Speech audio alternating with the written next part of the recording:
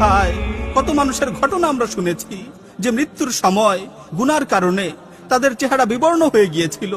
হায়, কত মানুষের ঘটনা আমরা শুনেছি যে মৃত্যুর পরবর্তী মুহূর্তে গুনার কারণে তাদের কবর জাহান্নামের গর্তে পরিণত হয়েছিল।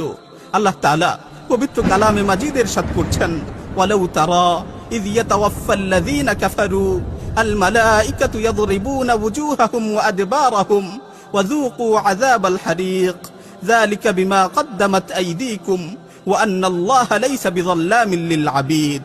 যদি তুমি সেই অবস্থাটি দেখতে যখন ফেরেশতারা কাফিরদের জান কবজ করে, তখন তাদের মুখে ও পশ্চাৎ দেশে আঘাত করে করে বলতে থাকে, নাও জ্বলন্ত আযাবের স্বাদ আস্বাদন করো। এটা হচ্ছে সেই সব কৃতকর্মের প্রতিদান যা তোমরা পূর্বে পাঠিয়েছো। আর আল্লাহ তাআলা বান্দার উপর জুলুম করেন না, আর আল্লাহ তাআলা বান্দার উপর জুলুম করেন না। বর্ণিত আছে যে একবার এক বাদশা হাজার